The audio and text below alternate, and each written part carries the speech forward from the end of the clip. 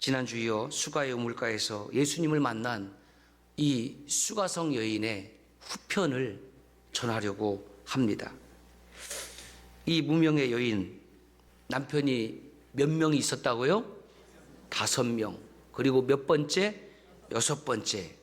성경은 이 여인의 외모에 대해서 언급하고 있지 않지만 남성 목회자로서 이렇게 추정해 보면 이 사마리아 여인은 그 당시에 빼어난 미모의 소유자가 아니었을까. 여인이 지금 살고 있는 남편은 6번째입니다. 도대체 왜 5번씩이나 결혼했던 여자를 데리고 살까? 돈이 많았을까?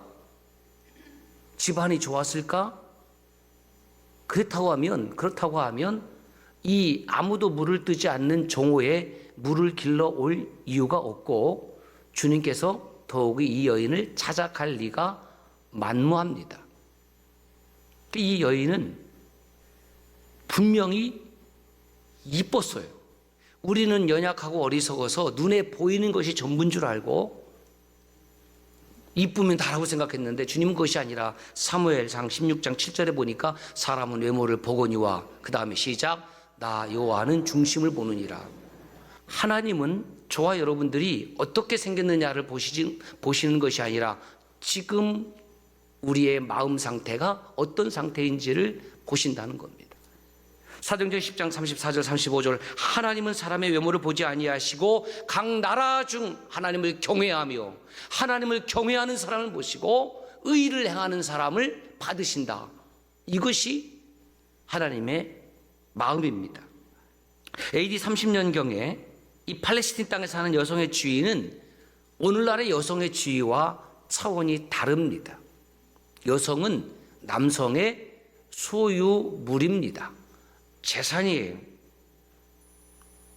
그래서 당시 유대인들은 제사장, 예수님 당시에는 또 랍비까지 내려가죠. 이혼 증서만 써주면 얼마든지 아내를 버릴 수 있었습니다. 재판 필요 없어요.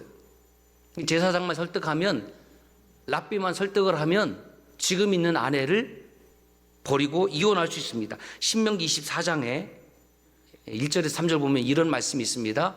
한번 중요하니 같이 읽어볼까요? 시작. 사람이 아내를 맞이하여 데려온 후에 그에게 수치되는 일이 있음을 발견하고 그를 기뻐하지 아니하거든 이혼 증서를 써서 그의 손에 주고 그를 자기 집에서 내보낼 것이요 그의 둘째 남편도 그를 미워하여 이혼 증서를 써서 그의 손에 주고 그를 자기 집에서 내보냈거나 이렇게 돼요.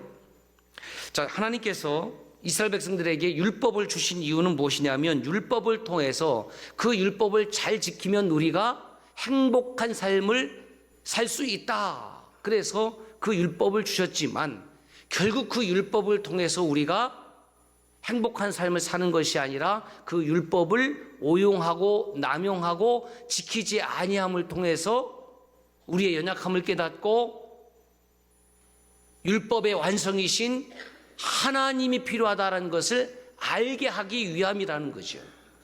그 예수 그리스도는 율법의 완성이죠. 폐하러 오신 것이 아닙니다.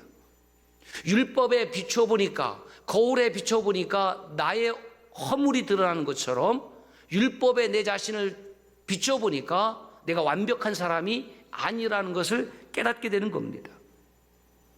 그래서 부부 사이에 행복한 삶을 위해서 혹시 바람직하진 않지만은 정말 이혼을 해야 한다고 한다면 그 아내에게 이혼 증서를 써서 내보내도록 하여라. 이것은 이혼을 적극적으로 하라는 권장사항이 아니고 그때 당시의 여성들을 위한 최소한의 안전장치가 되는 겁니다. 왜냐하면 여인을 그저 무작정 내쫓아버리면 이 여인은 이미 결혼을 한 상태이기 때문에 새로운 삶을 살 수 없어요. 그 여성도 부득이 이 여인과 살지 못한다고 한다면 이혼 증서를 써서 보내주면 이 여인은 자유함을 얻게 되는 것이고 새로운 삶을 살 수 있는 기회를 얻게 되는 것입니다. 그래서 여인에게 이혼 증서는 사실은 재혼할 수 있는 허가서와도 같은 거예요. 여기 말씀 보면 사람이 아내를 취하여 데려온 후에 수치되는 일, 이제 히브리어로 에루아트라고 하는데, 이 수치되는 일이 무엇이냐? 부끄러운, 발가벗은, 이런 뜻이 있어요. 예수님 당시에 랍비들이 두 파가 있었거든요. 크게 하나는 샴마이파가 있고 하나는 힐렐파가 있어요. 이 샴마이파는 조금은 보수적이에요. 그래서 이 수치되는 일을 뭐라고 해석을 했냐면, 만약 아내가 간음했다고 하면 그 이혼 증서를 써서 내보내라, 이렇게 해석을 했어요. 그런데 이 해석에 동의할 수 없는 것은 신명기 22장 22절에 보면 간음한 여인은 이혼 증서를 써서 내보내는 것이 아니라 돌로 쳐 죽이는 거예요. 율법의 법은 그래요. 주목하고 싶은 것이 힐렐파입니다. 좀 자유적인 이 파인데, 이 힐렐파는 이렇게 해석을 했어요. 수치되는 일을 남편을 기쁘게 하지 못하는 모든 이유. 그러니까 여러분들 잘 들으세요. 남편을 기쁘게 하지 않는 모든 이유가 있으면 남편은 이혼 증서를 써서 내보낼 수 있는 거예요. 예를 들면 이 힐렐파가 예를 들었어요. 아내가 빵을 굽다가 태운 이유로 이혼 증서 써서 내보낼 수 있는 거예요. 심지어 남편에게 큰 소리치거나 다른 남자와 대화를 하는 것만으로도 이혼 사유가 되는 겁니다. 그러므로 오늘 우리는 이 시간부로 우리 남녀 따로 앉아야 되고, 서로 인사하면 안 돼, 대화하면 안 돼. 이거 다 이혼 사유가 되는 거예요. 바리새인들은 이 수치되는 일을 여성이 공공장소에서 머리카락을 노출하거나, 지금도 이제 이슬람 여인들은 가리잖아요. 그렇죠? 뭐 히잡 이런 거 써갖고 가리는데, 하여튼 머리카락 노출하고 다른 남자와 말하고, 그리고 하여튼 아내가 무조건 마음에 들지 않으면 그냥 이혼 증서 써서 내보내는 거예요. 그리고 자기가 남편으로서의 의무를 다 했다는 겁니다. 이혼 증서를 써줬으니까.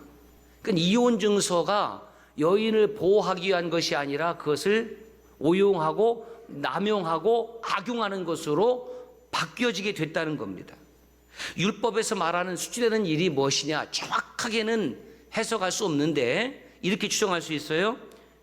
여성에게, 즉 아내에게 흉한 상처가 있거나 질병이 있거나 장애가 있거나 남편의 명예를 실추되는 일, 뭐 이 정도로 해석할 수 있습니다. 어쨌든 예수님 당시에도 자기 마음에 들지 않는다고 해서 아내에게 이혼 증서를 써서 아내를 내쫓는 일이 일반화되었다라는 것이에요. 자, 두 번째, 이 여인에 대한 정보입니다.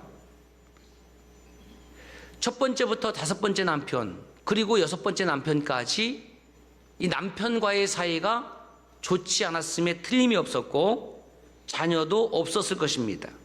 만약에 다섯 번째 남편과 네 번째 남편과 세 번째 남편과 부부의 사이가 좋았다고 하면 헤어질 리가 만무하겠죠. 또 자녀가 있었다고 하면 자녀 때문이라도 같이 살았을 것 아니겠습니까? 그리고 이 여인이 남편과의 문제뿐만 아니라 동네 여인들과도 관계가 좋았다고 하면 혼자 물을 길러 오지 않았을 것이지. 이 여인은 누가 봐도 살고 있지만 홀로 사는 여인입니다. 죽지 못해 마지 못해 사는 여인. 그 여인에 대한 세 번째 정보를 추정해 보는데, 이 여인은 고아나 노예 출신이었을 가능성이 높습니다. 왜냐하면 율법에는 이혼 증서를 써서 주면 이 이혼을 당한 여인은 자기의 친정으로 돌아가게 되어 있어요. 그러면 첫 번째부터 다섯 번째까지 이 아픔을 겪었는데 그 친정으로 돌아가야 될 거 아니에요. 그럼 친정이 변변치 못했거나, 그렇죠? 아니면 돌아갈 친정이 없었던 것이죠. 어디에도 내 아픈 마음을 하소연할 곳이 있었다 없었다? 없었다. 없었다. 그러면 이 여인은 어떻게 여섯 번째 남편하고 살게 되었을까? 여러분, 그때 당시는 여전히 노예제도가 있었기 때문에 이 여인은 어쩌면 이리저리 팔려다니는, 다시 말해서 첫 번째부터 다섯 번째 남편은 이 여인을 데리고 살다가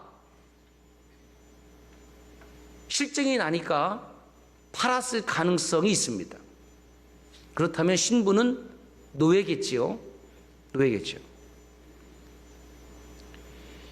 그리고 이 여인을 그렇게 팔았다고 하면 한 동네에서 첫 번째부터 여섯 번째 남편이 같이 거주하지 않았을 거예요.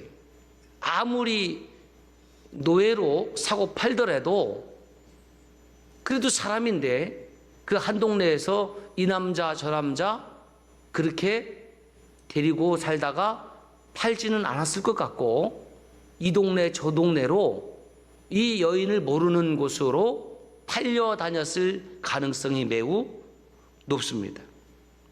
자, 그런데 이런 여인을 주님은 찾아가셨다는 겁니다. 가다가 우연히 만난 것 없습니다. 여러분, 우리의 만남은 우연이 없어요. 그리스도인에게서의 모든 삶은 우연이 없습니다.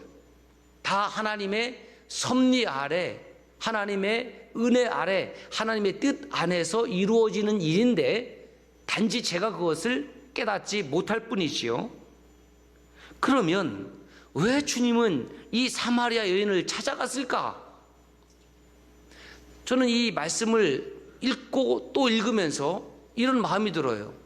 여러분, 신구약 성경에 나오는 수없이 많은 인물 가운데에 과연 이 여인보다 더 비참하게 살아가는 여인이 있을까?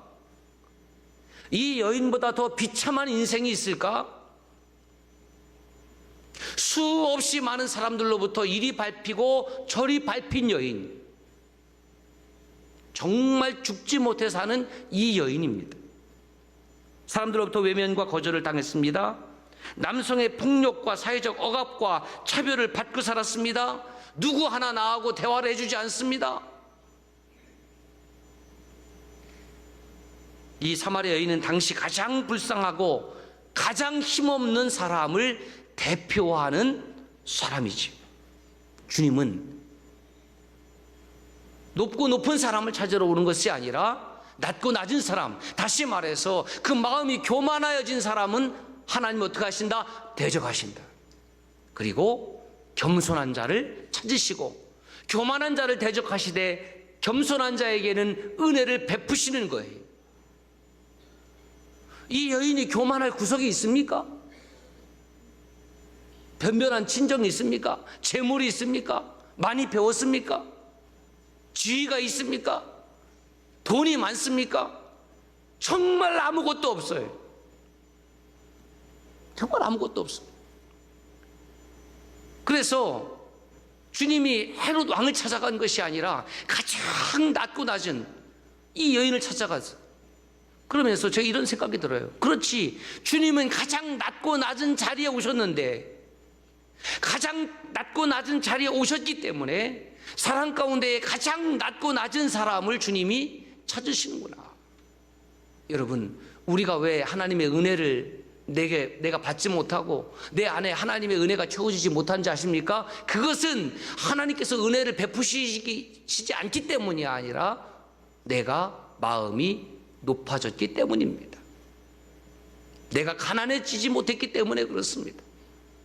왜냐하면 하나님은 낮고 낮은 자의 마음을 찾으시기 때문에. 그래서 주님의 발걸음은 유다에서부터 예루살렘으로부터 이 사마리아 지역까지 찾아가시는 거죠. 누가 나를 알겠어? 난 아무도 관심이 없어. 내 인생은 이렇게 살다가 이렇게 죽겠지? 하나님은 너 아니다. 내가 너를 알고 있다. 그리고 찾아가 주시는 겁니다. 그 주님의 발걸음은 지역의 경계를 허무는 거지요. 주님의 발걸음은 인종의 경계를 허무는 거지요. 주님의 발걸음은 차별의 경계를 허무는 것이지요. 주님의 발걸음은 남자와 여성 사이의 경계를 허무는 발걸음이었지요. 그러므로 전도, 선교라는 것은 경계를 허무는 일입니다. 그것이 선교요 전도입니다. 우리가 전도 물품을 준비하고 선물을 드리는 이유는 뭐냐 하면 그 선물을 통해서 당신과 나 사이에 혹시 경계심이 있다고 하면 허무는 작업인 것이죠. 분명한 사실은 수가성 여인이 주님을 찾은 것이 아니라 주님이 수가성 여인을 찾았습니다. 요한 사도를 통해서 이렇게 말씀하시죠. 네가 나를 사랑한 것이 아니라 내가 먼저 너를 사랑하였음이라. 할렐루야. 우리가 잘나서 하나님을 찾은 것이 아니고, 내가 지혜로워서 하나님을 찾은 것이 아니고, 내가 똑똑해서 하나님을 찾은 것이 아니라 하나님이 나를 먼저 찾으셨다는 거죠. 예수님께서 이 여인을 찾으셨다는 거죠. 예수님을 몰랐습니다. 메사이아를 몰랐습니다. 그리스도를 몰랐습니다. 단지 언젠가는 메시아가 오겠지, 언젠가는 그리스도가 오겠지, 그 신앙이 이 여인에게 그 믿음이 있었다라는 겁니다. 그렇다고 하면 이 여인은 유대 여자임에 틀림이 없죠.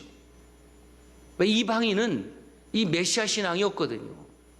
그 유대인 가운데에 하나님께서 택한 사람들 가운데에 가장 낮고 낮은 사람이 바로 이 여인이었다라는 겁니다.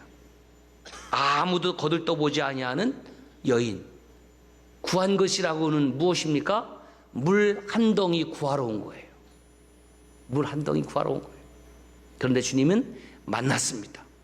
주님은 대화를 통해서 말씀하셨습니다.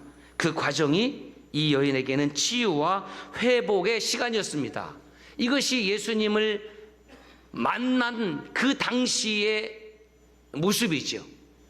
자, 예수님을 만난 후 이 여인이 어떻게 되었습니까? 물동이를 버려두고. 물동이를 버려두고라는 말씀을 읽을 때에 누가 생각이 납니까? 마치 베드로가 생각이 나더라고요. 요한이 생각나더라고요. 예수님을 진짜로 만나고 나니까 배와 그물을 버려두고 예수를 쫓았던 것처럼 이 여인은 자기가 구하는 물 한 덩이보다도 내가 메사야를 만났다라는 그 기쁨을 그 마을 사람들에게 알려야 되겠다. 마을 사람들과 나 사이에 있었던 커다란 경계의 벽은 어느덧 예수님의 말씀을 들음으로 허물어졌습니다. 자기 있었던 상처는 예수님과의 대화를 통해서 이미 치유받았습니다. 그래서 예수 그리스도는 복음입니다. 그래서 예수 그리스도는 저와 여러분의 영원한 기쁨입니다. 29절, 내가 행한 모든 일을 내게 말한 사람을 와서 오세요.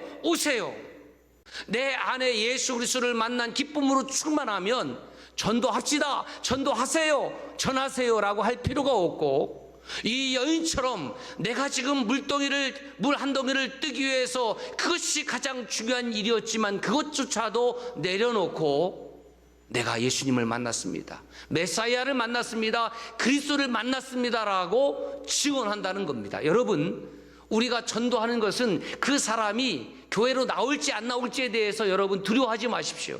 전하는 것까지가, 증언하는 것까지가 저와 여러분들의 책임이고, 그 후에는 성령 하나님께서 책임져 주십니다. 전하라는 거예요. 증거하라는 겁니다. 이것이 복음을 받은 사람의 모습입니다. 사랑하는 여러분, 우리는 수가 여인처럼 인생의 목마름을 해결함 받은 사람들입니다. 예수님을 만나서 구원을 받은 사람입니다. 그런데 내가 지금 구원받았다라고 하는 증거가 무엇이냐? 내가 복음을 들었습니다. 예수 그리스도를 나의 구주로 영접했습니다. 예수님의 제자의 길을 따라 살아가고 있습니다. 나는 말씀을 들을 때 순종으로 반응합니다. 과연 그것이 구원받은 증거인가? 성경의 가르침이 무엇이냐? 예수님의 가르침이 무엇이냐? 예수 그리스도를 믿고 구원받은 사람은 성령으로 거듭난 사람, 성령의 역사에서 그들의 옛 본성이 완전히 새로운 본성으로 바뀌어진 사람, 그래서 그의 삶이 예수님을 만나기 이전과 완전히 달라진 사람, 이 사람을 구원받은 사람이라고 한다. 그것이 성경의 가르침이라는 것입니다. 그리스도인의 구원은 영어로 하면 having a new nature, 본성, 새로운 본성, 다른 삶을 살아가는 것. 예수님을 만나기 전과 예수님을 만난 후의 내 모습이 달라진 것. 여러분, 복음이 무엇입니까? 기쁜 소식? 예, 그렇습니다. 복음은 기쁜 소식인데 도대체 기쁜 소식이라는 것은 무엇을 말하는가? 두 가지가 있어요. 첫째는 내가 이 세상에 잠시 살다 죽어 사라지는 시한부 존재가 아니라 주님으로 인하여 나에게 영원한 삶, 영생의 선물을 허락받았다는 것이 기쁜 소식이고, 두 번째는 내 삶이 예수님을 만남으로 180도 달라졌다라는 것입니다. 두 번째의 기쁜 소식은 주님의 기쁨이고 다른 사람의 기쁨이라는 거예요. 저 사람이 신기하다, 교회를 다니고 예수님을 만났다고 하는데 저 사람이 완전히 달라졌다는 겁니다. 사도 바울을 보십시오. 다마스커스 도상에서 예수님을 만난 후에 그의 삶은 180도 달라졌다는 겁니다. 오늘 복음이 얼마나 왜곡되고 얼마나 오염이 되었냐면 예수님을 믿고 교회를 다니지만 우리의 삶의 모습이 달라지지 않는다는 겁니다. 안 달라졌어요. 달라지지 않았습니까? 그렇다면 대단히 죄송한 말씀이지만 당신은 구원받은 것이 아닙니다. 주님을 만난 사람은 달라지고 싶어서 달라지는 것이 아니라 달라질 수밖에 없어요. 40년간 교회를 다녔습니까? 당신이 권사, 장로, 목사의 이름으로 부름받고 있습니까? 그러나 그의 삶이 달라지지 않았다고 하면 구원받은 것이 아닙니다. 너무너무 충격적인 거예요. 많은 그리스도인들이 신앙생활에서 실패하는 이유가 뭐냐? 그것은 믿는 대로 살지 않고 살되 그 삶 속에서 하나님의 영광을 드러내는 방식이 아니라 끊임없이 자신을 드러내려고 하기 때문에 그렇습니다. 우리는 내가 원하는 물동이를 여전히 부여잡고 그것을 놓지 않으려고 안간힘을 쓰면서 그 물동이도 빈 깡통으로 가지고 가면서 예수를 증언하려고 하지 않는다고 하면 우리는 구원받은 사람이 아닙니다. 사마리아인은 사랑받는 것이 무엇인지 몰랐을 것입니다. 어쩌면 사랑이 무엇인지도 몰랐을 것입니다. 나는 그렇게 살다 그렇게 죽는 팔자라고 생각했는지도 모르겠습니다. 그런데 이 여인은 바뀌었습니다. 아내의 변화가 시작되었고 그 변화된 삶이 남편으로 흘러 넘쳐서 이제는 남편을 존중하고 사랑하는 여인으로 살았을 것임에 틀림없습니다. 왜? 이 여인은 진짜 예수님을 만났거든요. 그리고 복음으로 그 동네를 섬겼을 것입니다. 그리고 사마리아 지역의 그 수가성에 예수 그리스도의 교회가 세워지는데 이 여인은 분명 앞장서서 헌신했을 것이고, 복음 받은 이 여인 하나 때문에 그 6번째 남편조차도 분명히 아내의 변화된 모습을 보고 함께 사마리아 교회를 세웠음에 틀림없다고 저는 확신합니다. 사도행전 8장, 사도행전 9장에 보면 빌립과 베드로와 요한과 사도 바울까지 이 사마리아 교회를 방문해서 말씀으로 사마리아에서 복음을 듣고 예수 그리스도를 섬기는 그리스도인들을 굳게 하였다고 기록하고 있습니다.